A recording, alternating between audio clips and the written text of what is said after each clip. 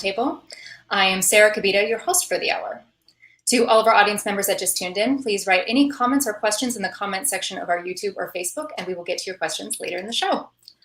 All right, let's meet our guests. If you guys could all please just give me 1 minute on you, your background, and your book. Let us start with Sania Curran-Finfer. Hi, Sarah. I'm Sania Curran-Finfer. I am the author of Confessions of a Helmet-Free Childhood, Truish Tales of an Analog Upbringing. It is a collection of funny stories about my big mistakes and lessons learned. This is my first book and also my virgin voyage into the wonderful world of self-publishing. Amazing. Thank you so much. All right, let us talk to LaDonna Harrison. My book is a memoir called Our Divide, Two Sides of Locked-In Syndrome. The book is set in the 1970s in Minnesota, where I was raised. When I was very young and pregnant, newly married, my husband had a blockage in the brainstem that left him with locked-in syndrome. The book is a story of that time and how I learned to cope with grief. And in a way, it's like how not to book as well. Thank you so much, LaDonna. I'd now like to introduce Captain Brick Connor. Thank you, Sarah. Brick Connor is here. I am a retired U.S. Navy fighter pilot. And I've since transitioned into business and government and a variety of different other roles over the last 10 years. I wrote this book, Fighter Pilot Parent, my first book and only book so far, really to leverage and exploit my experiences as a fighter pilot and how I use that in parenting my own kids. So it's a book that combines three themes. One of them is just the background, how fighter pilots are hatched, developed, and their experiences in combat. The second part is really the grooming and the inflection points that fighter pilots use to help manage fear and stress in pursuit of high first-time success. And the third part is how to transfer those attributes and those experiences into parenting and leading and developing young leaders. Amazing. Thank you so much. All right, I'd now like to introduce Jane Gilman. Hello there. I'm Jane Gilman, author of the book Inside Hancock Park. And because I was the co-founder publisher of the community newspaper known as the Larchmont Chronicle, I certainly had a view of Hancock Park, which we covered, as well as Windsor Square and other communities in the center of Los Angeles. And because I had that experience of 50 plus years writing about Hancock Park, I felt that the residents of Hancock Park should know about their community and also about the person who founded it. Great, thank you so much. And I'd like to introduce Alicia Doyle. Hi, Sarah. My name is Alicia Doyle. I am the author of Fighting Chance, which is a nonfiction autobiography about my boxing career in the 1990s when I was among only about 600 women in America competing in this male-dominated sport. I am a two-time Golden Gloves champion, and my book has won 3 literary awards since it came out on Valentine's Day of 2020, right in the midst of the pandemic. Very impressive. Thank you so much for all of your intros. Like I said at the top, I am Sarah Capt, and you may know me as the host of Candidates and Coffee. I recently moved to Los Angeles from Brooklyn, New York, and I'm very grateful for the opportunity to connect with all of you today. All right, let us dive right in. My first question is going to go to Dr. Angel Iscovich, an emergency room physician and author of the new book, The Art of Routine. Dr. Angel, you are a successful physician. Why write a book? Hello. Thank you. Great to be here. Well, the reason that I wrote the book was partly from my background, originally studying philosophy, and then going into my interest in behavior, and then in medicine and psychiatry, and kind of a sense of being able to put all of this together into what seemed to be, over my time, a insight into human nature, about the importance of routine and being in a stable environment, and trying to study really why is that the case as throughout both caring for patients, studying people that were older, high performers, care of the young, how that became an important aspect of our human nature. And I thought this could be something that might be helpful and an interesting insight. Thank you. Sania, what about you? Why did you write your book? Well, I was presented with an air pocket in my life. We'd moved from Los Angeles to the Coachella Valley, and it was 115 degrees outside every day. And I said, you know what? I think there's an opportunity here. So it's a collection of epic stories. We all have those stories that people trot out at Thanksgiving, you know, the first time Aunt Betty gave the cat a bath or what have you. So I pulled together initially 20 stories and then trimmed them down to 13. And they're basically, you know, personal stories of mine, but I think anyone who's my age will certainly relate to it. And they all have a little lesson. We kind of, you know, experience is a tough teacher. You get the test first and the lesson later. LaDonna, what about you? Why did you write your book? By profession, I'm a writing teacher. And I've always been a writer, but more of an essay and a journal type of writer. So I think that teaching writing actually made it harder for me to write because the critic is so strong. But I really couldn't help it. This book chased me my whole life. As much as I didn't want to go back into it, I needed to write it. It called to me. And I knew the only way I could do it justice was to really go back into a very, very stressful time. So I finally did it. Captain Connor, what about you? Why did you write your book? Well, it started when I was, my last years in the Navy, and I did a lot of public speaking as a base commander, and I was encouraged multiple times, including our host John Lockhart, to write a book and use these stories that are very interesting to people for some reason, and so I combined that with my passion for my kids, coaching and developing young professionals too, and this was how it all evolved. And Jane, why did you write your book? Because I felt that the people who lived in Hancock Park or were going to live in Hancock Park should know about their history. The community just celebrated 100 years, and it's got so much fascinating information, so many colorful characters, celebrities, wealthy Indians, rock stars, just the whole gamut. Plus the industrialists, the pioneers, the professionals. It's just so rich in information that I thought people really should know about this. Alicia, why did you write your book? I should say, first of all, it only took me 2 decades to finish writing my book. And the reason why it took so long was because I was afraid of being so vulnerable in my book. I'm very vulnerable in the book. I wanted to connect with people. I just felt it was time. Boxing changed my life from the inside out, and it made me a better person, a stronger person. It gave me a lot of confidence.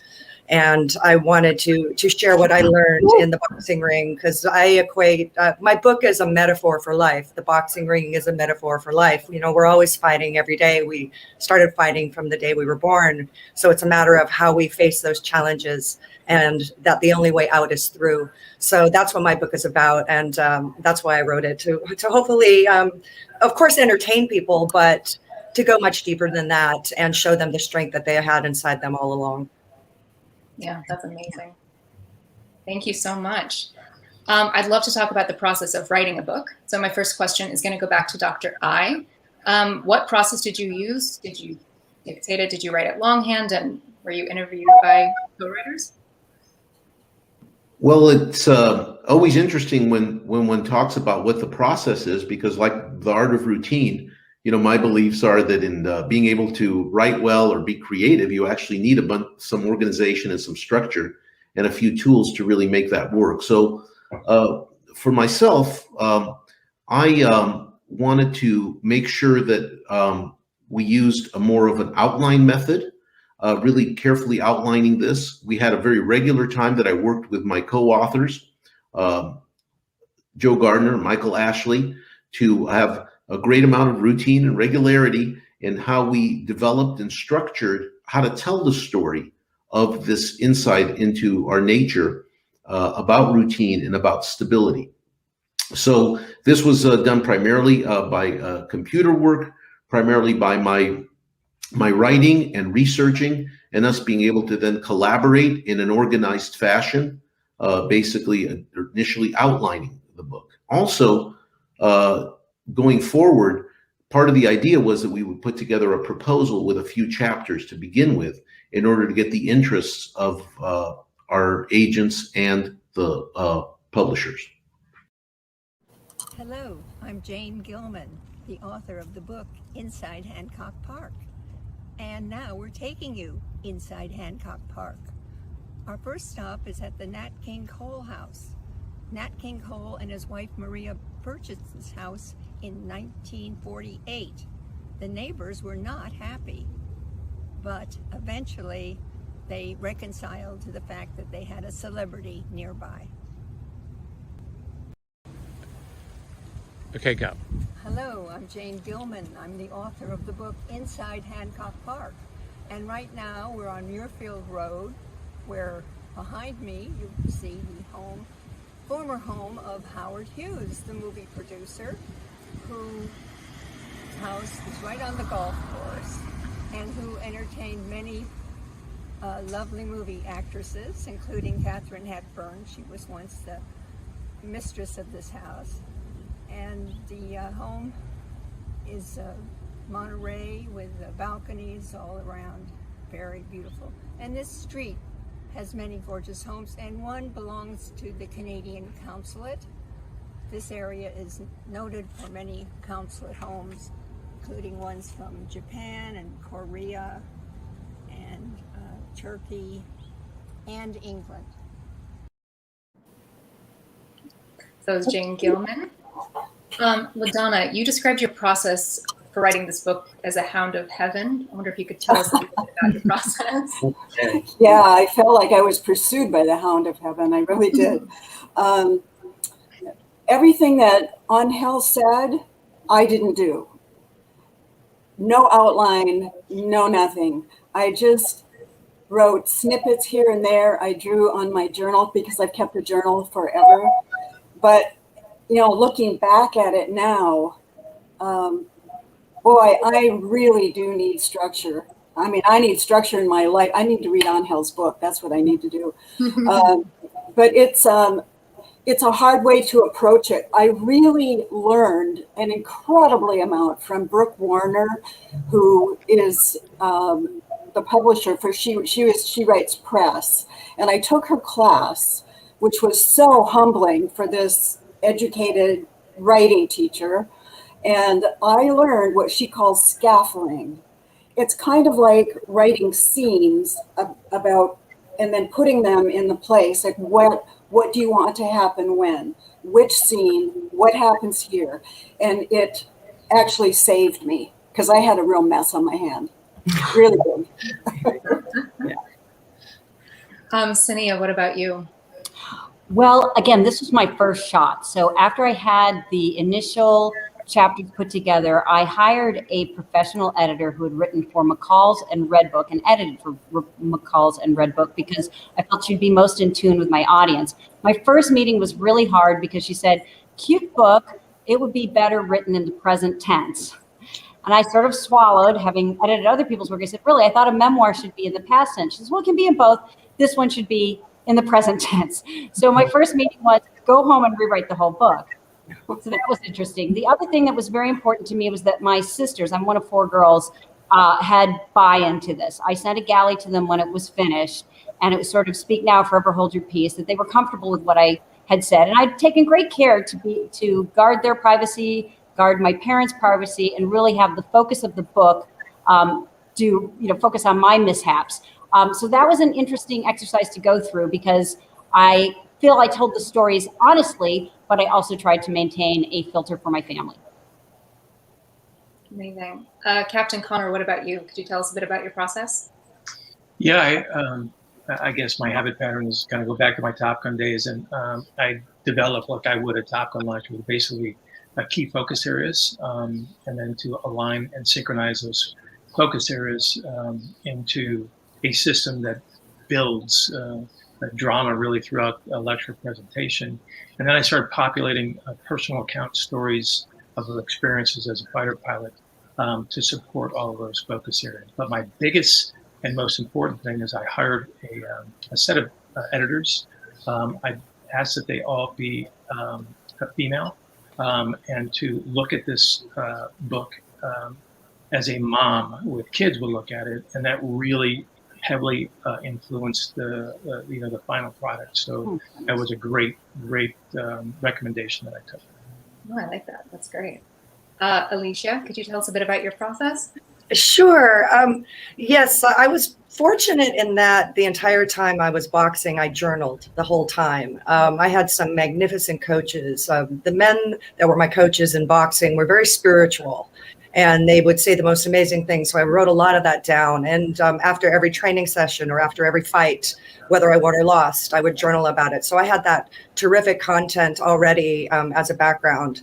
The first draft, when I sent it over to my editor, he said, the writing is great, but the structure's all wrong. So I basically had to redo it again and just structure it differently in the order of things. The biggest challenge for me was writing the hard chapters about my past, the stuff I quite frankly didn't want anybody to know about me. But those were the most important chapters because being vulnerable is what connects us to each other. That's the one thing we all share is vulnerability. So once I got through that, it was a little bit smoother, but I mean, it was tough. The whole process was tough. It was hard. One of the hardest things I've ever done besides boxing. So yeah, I mean, but it's been amazing and I look forward to doing the next one, but I'm just as nervous about writing my second book as I was about writing the first. Yeah. Jane, what about you? Could you tell us a quick bit about your process? Well, when I retired about 6 years ago, I had time on my hands and a lot of information. And I started digging into the past of Hancock Park before I'd taken over as the publisher in 1963. So there was a lot of information thanks to the LA Times records and other internet.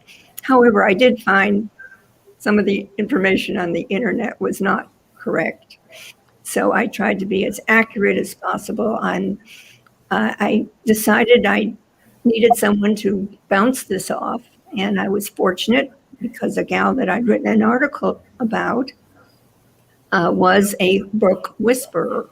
So I had Dana as my helper, and she did a stupendous job of making it more interesting than I had originally planned. So it was a challenge, and I enjoyed every minute of it. Amazing. So sticking with process, I'm going to go back to Dr. I and ask if there's anything you would do differently next time for your next book.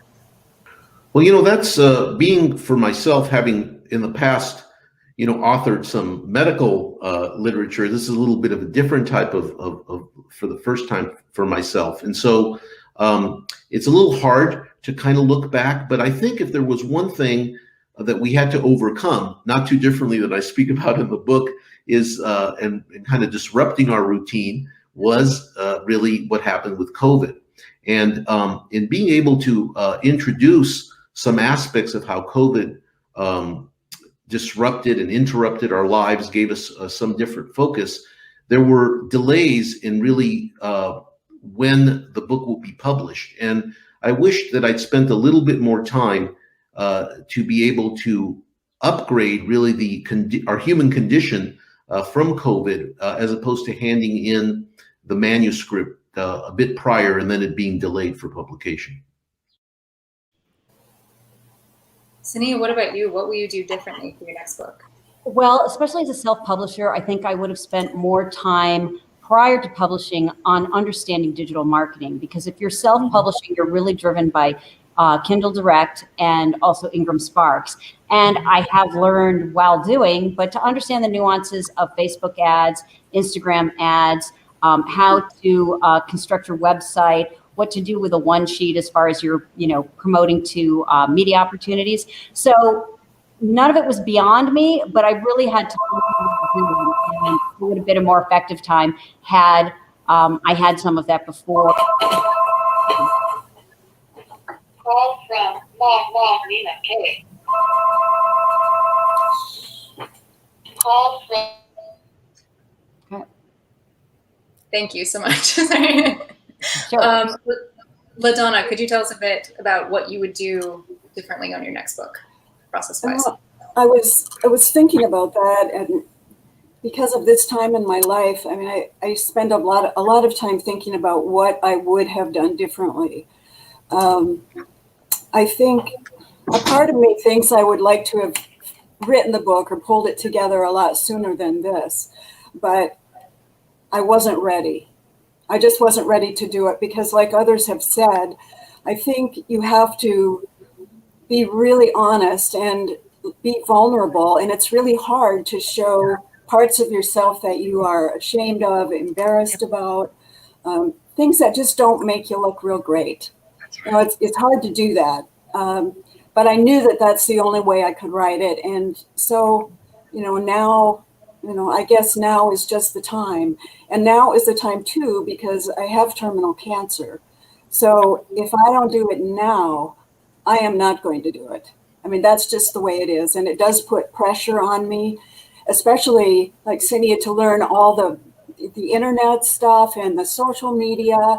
And to tell you the truth, I just want to be working on my second book. I don't even know if I have time, but that's what I'd rather be doing. Jane, could you tell us a bit about what you would do differently next time with your process? Well, one of the things would be to put in more photographs. And it was very difficult getting permission for photographs from some people. I tried to get Buster Keaton, and I have a picture of him in a film, and it just went through hoops, and I never did get it. So there are a lot of things, but photographs, of course, make a book. That would have been a good thing to include. But also, there's just it's hard to stop history. It just keeps going on. But I mean, after the book came out, I even learned more things about G. Allen Hancock, the founder of the area.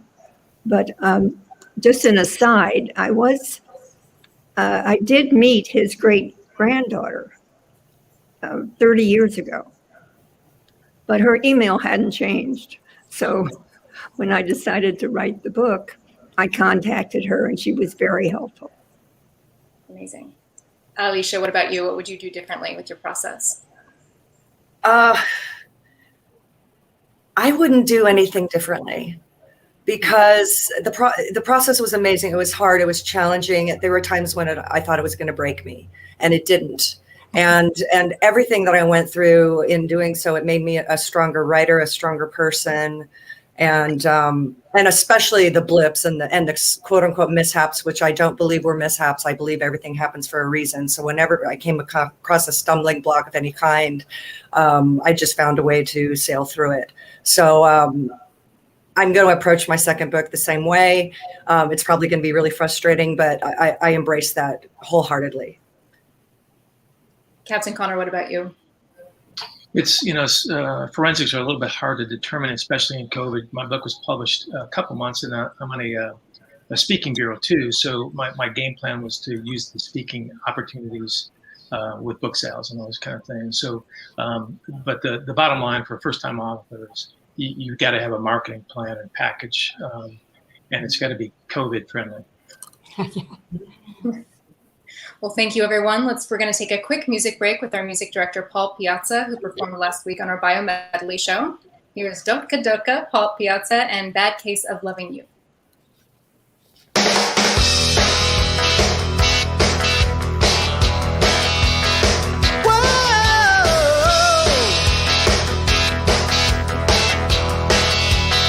A hot summer night felt like a net. I've gotta find my baby yet. I need you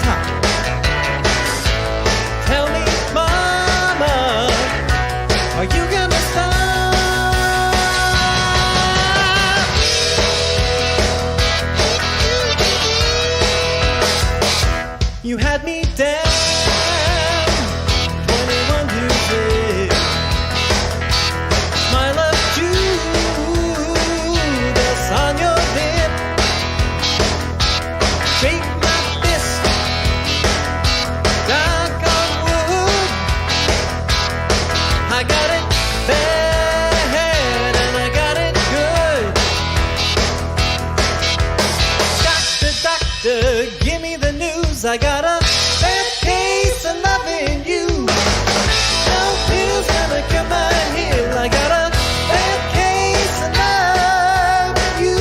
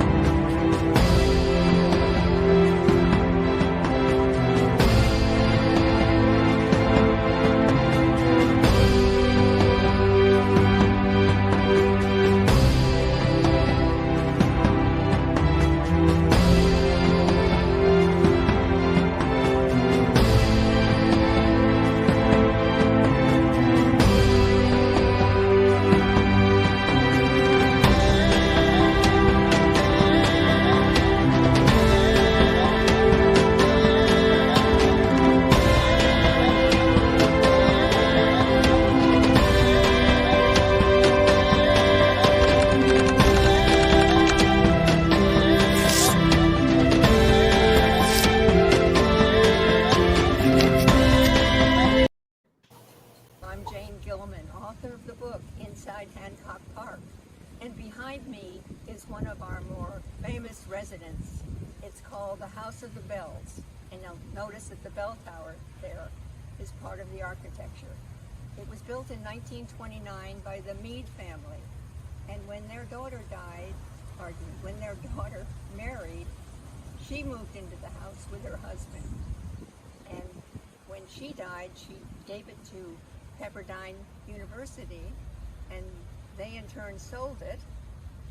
And the late TV producer Leonard Hill was living here. So it's a beautiful home with a musician's balcony and a basement projection room and a dining room of gorgeous wood. Just one beautiful feature after another. All right, we are back. I would like to now change the focus to marketing, which we've touched on a bit here. Cinia, what have you done to market your book, and what has worked best? I think I did everything that possibly I could think of. When you're self-publishing, it's on you. And it really even starts with the title and the subtitle, because as my fellow authors will know, that drives you in Amazon and Barnes & Noble as far as keywords. You also have to think about your distribution. With Kindle, it's basically domestic. Once you get into Ingram Sparks, you can do international and also do hardbound books. So those are kind of the choices you have to make. Another thing that some first-time authors don't know about is paid reviews. I paid for a review from Kirkus and Publishers Weekly, and that sounds a little odd, but you submit the book and you have no control over it. Happily, I got good reviews, but it's a process that authors can use to get a third person's take on your book. Interesting. LaDonna, what about you?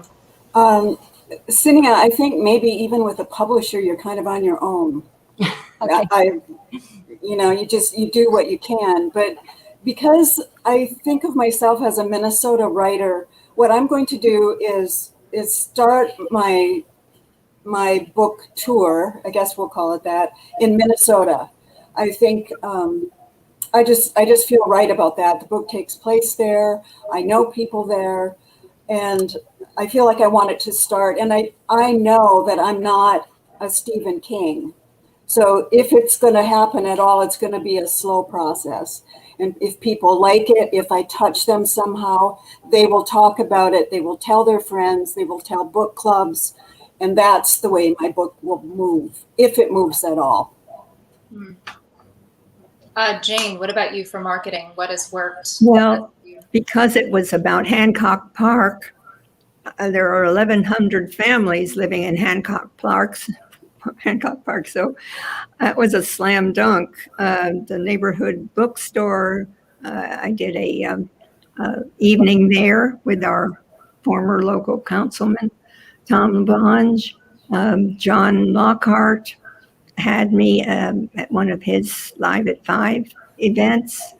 I've been just getting the word out as much as possible because I feel a limited audience because of its locale, but it's an affluent neighborhood, and people are interested. I think realtors also like the book as a way to interest prospective clients.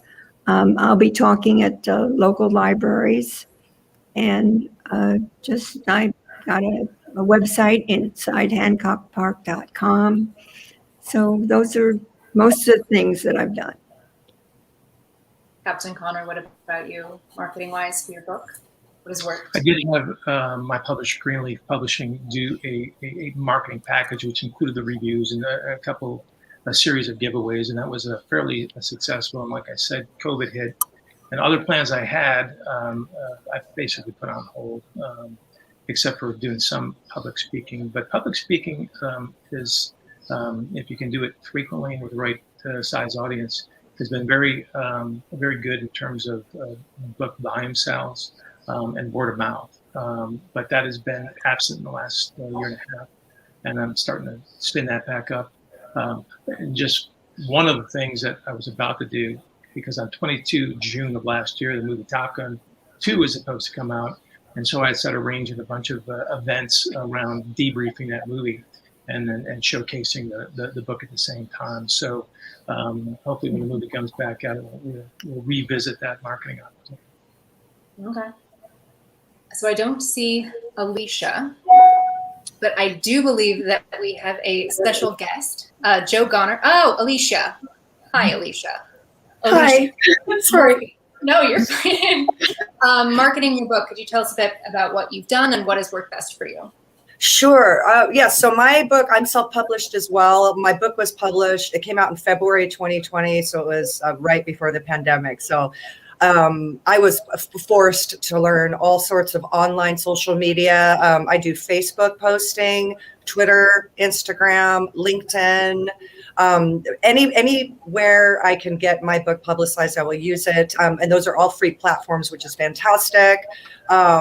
I also did a lot of interviews. This was during COVID, so there were a lot of people starting podcasts. There were people that already had podcasts, so I did quite a few interviews, approached any and every publication I possibly could that might have interest in my book and its topic matter, and then took feedback, of course, from other people who were willing to give me advice, things that I had never thought of. For instance, treatment centers, especially... Oh no, we lost Alicia. She will be back, hopefully. But right now we have a special guest, Joe Garner, author of 6 New York Times best-selling books. We may know many books get turned into movies and TV. And Joe, if you could tell us your exciting news. Sarah, yes, my book, We Interrupt This Broadcast, is being turned into a docuseries podcast.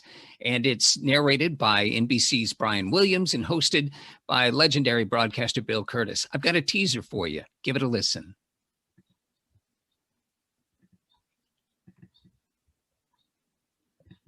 The assassination of JFK. It appears as though something has happened in the motor. I said, those are shots. Stop the bus. Riots in L.A. She lied. Some of the shop owners here, they start pulling out weapons. Terror strikes on September 11th. Another one just hit. What in the world is going on? These are the moments that define our times. Their impact so powerful. We remember vividly where we were and what we were doing when we heard the news, often beginning with this heart-stopping phrase: we interrupt this broadcast. From creator Joe Garner, based on his groundbreaking New York Times bestseller, We Interrupt This Broadcast is now a 12-episode audio docu-series. A momentous global news story. We Interrupt This Broadcast marks the first time the stories of these historical events are told exclusively by the broadcasters and TV journalists whose work created those drafts in real time. I pretty much thought we were going to be doing history that day. I'm Bill Curtis. I'll be your host.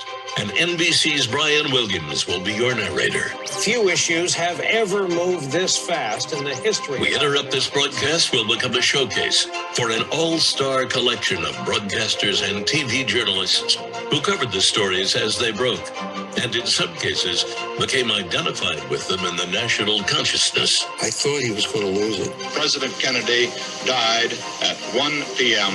All of America shared that. They all felt what he felt. We Interrupt This Broadcast is a captivating journey through the history of both broadcast journalism and America itself, by revisiting the dramatic and emotional touchstones that make us ask, where were you when? O.J. Simpson is believed to be in the white Bronco that you see in the... These are the events that interrupted our lives, bound us together, and shaped our destiny. This program to bring you a news bulletin from Washington. The White House has just announced. Here is a news bulletin. Shots have reportedly been fired. Here's another late development, and this news keeps coming in. This is an NBC News Hotline Report. Special report. Verdict sparks violence. Hope you enjoyed that trailer, and I'm excited about the series, and I hope you tune in for it too. It publishes on July 20th, CBS's podcast series. So thanks for letting me come in here and give it a little plug.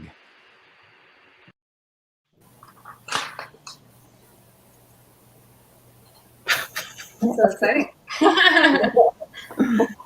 All right, so we have some questions from our audience, and we also have some questions from Cinia that I think are very interesting that I'd love to hear some of your answers about. Who in your personal life was involved in the development of the book, and to what degree? I guess anyone hop in that would like to answer the question.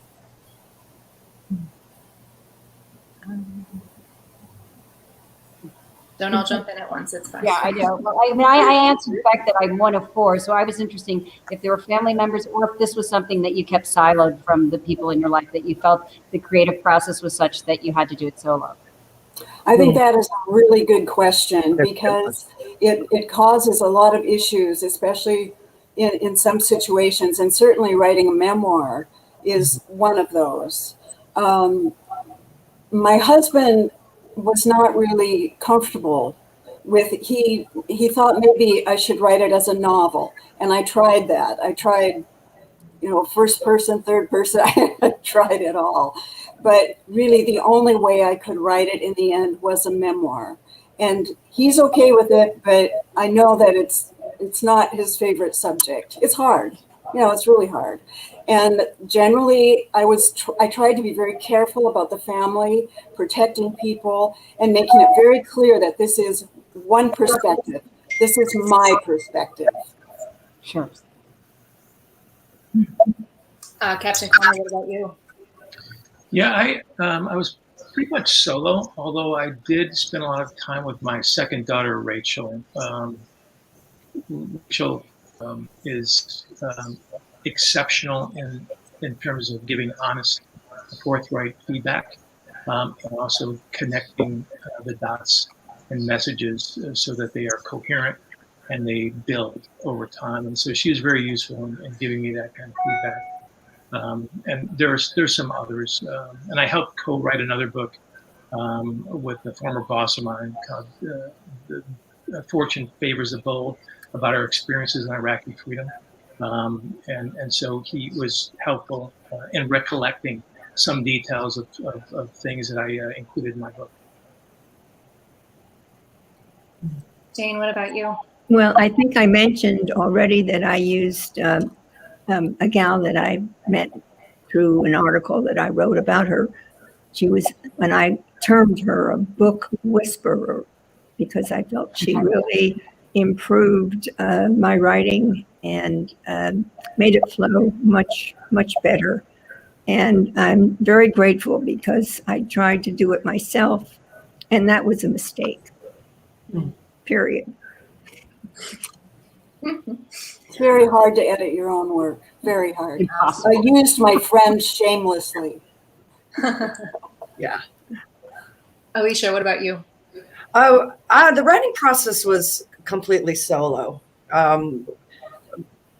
by choice. It was a lot of introspection. There was a lot of, pain that I had to filter through and put it on a page in a cohesive manner, that would reach people. I certainly did hire somebody to copy edit it before it went to publication, and that was worth its weight in gold, because it's amazing how many mistakes the human eye can miss, no matter how many times you read your document. Yeah. So that was great. But yeah, when some chapters were knocked out, I would run them by people I trusted, and I basically wanted to know how it made them feel. If it made them feel empowered or stronger, or that they can overcome something. That was the feedback I wanted. But the majority of it was completely solo. Sania? The thing that was really interesting to me was getting people involved with the book cover design. I had no idea that was a art form in and of itself. And again, I involved my sisters with 3 mock-ups that we had, because they knew the material almost as well as I did. And then also understanding the production realities. I had a vintage picture of myself that had to be sort of amped up to work, but we had to go through a whole process on things that we liked, but once we translated to a sepia tone, it didn't work, all of that. So I was very happy that I had friends who were in graphic design, friends who were in photography, friends who were copy editing, that could take a look and have a critical eye to how the book cover came together. Mm. Even with a publisher, you don't always have as much freedom as you think you should sometimes with titles and covers and all that. It is quite a process. I'm going to hop back real quickly. Dr. Angel, I wanted to ask you about marketing your book. What did you do, and what did you find worked the best for you? Well, in today's world, I think what I've learned and been told is that it's really a constance of being available through social media and other modalities. So we're using kind of a multitude of modalities, including postings and articles of interest, as well as the announcement of the book in Instagram, LinkedIn, Facebook, some of it in Twitter, but primarily I've been, instead of on the book tour that we just started, and prior, really been doing a number of podcasts and radio interviews, and then being able to lead that back to a web page that can link to it, and people have an opportunity to access it.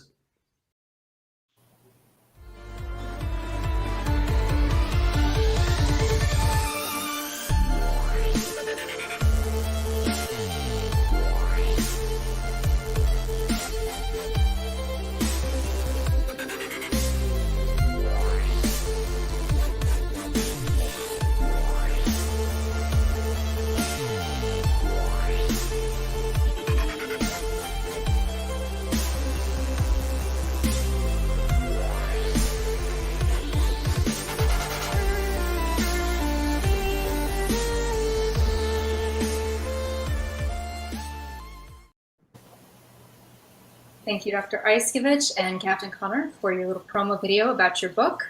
I have a question. What do you think the best price point for books are today, or is today? The best price. Wow. Struggling with words, so sorry. Well, it's tricky because you have different platforms. I mean, I would, and also, there's 300-page books and there's 64-page books. So it's a tricky question. The thing that the additional platforms allows you is to have a spectrum of costs. I can say that my audiobook comes in at about $5, and my hardbound knocks on $20, and the Kindle and the paperback fall in between that. So what's good is that it allows you a spectrum of price point, and also allows a variety of ways for people to enjoy the book. Well, Donna, what about you? What do you think? I have no idea. My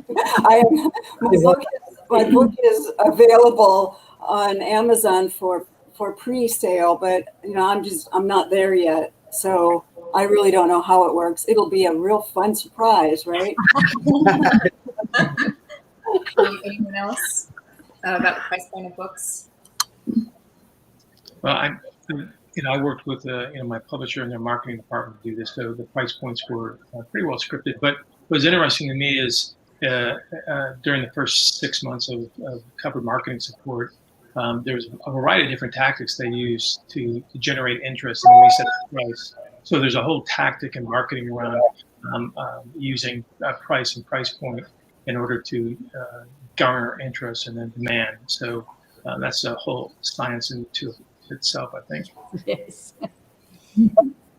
I went for $20, and that includes sales tax. So I wasn't out to make a fortune. Right. It'd be nice to sell a few here and there. But I did want to mention, I forgot that because I was a publisher of a newspaper, of course, I got publicity in the newspaper and the other local newspapers and other local websites. So that helped immensely. Okay, so as we get to the end of our time together, I'm going to ask that final question that everyone wants to know.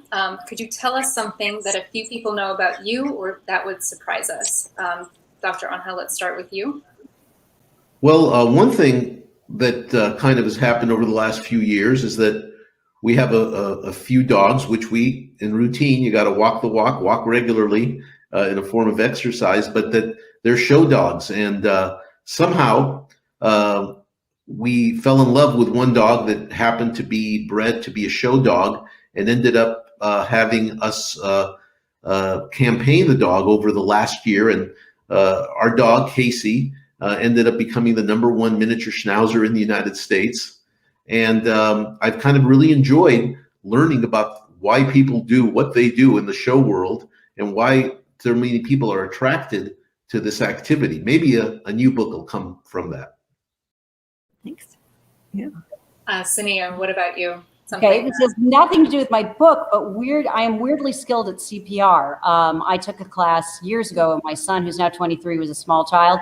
And I find myself in restaurants and parties and lawns that all of a sudden somebody's choking on something, and I'm called into action, and I have a 100% success rate. Oh my God. That's incredible. Do you live close to me, Sydney? LaDonna, what about you? I think that a lot of people are surprised when they find out that I was raised in poverty in northern Minnesota. I mean, I was raised in a shack without a bathroom. My parents were not educated, and I always think of it. Well, I was kind of embarrassed by it in the past, but I mean, it's a little like starting everything from the negative. I had a lot of work to do, and I'm pretty proud of myself, and I'm proud of my heritage at this time too. It was not a bad way to be raised, actually. Mm-hmm. Captain Connor, you something that there's lots of deep dark secrets. I'll stick to the flying theme, I guess. I have actually flown underneath the Golden Gate Bridge. Wow. It was legal. It was legal. Alicia, what about you? Trying to figure out what to say. So something that people are really surprised when I tell them is that I'm 51 years old and I've never been married. People are so surprised when they hear that. I don't know why, but that's all I got. Jane, and you? Yes. Since I was a young girl, I've always wanted to be a movie star. And working in the Hollywood environment, I was never discovered. So I've just have to live with that. Now you're All right. Well, I do believe that is a wrap. Thank you so much for this discussion. It was very inspiring hearing about all of you and your creative processes, and I hope you have a wonderful rest of your day. Thank you, Sarah. Thank you, Sarah.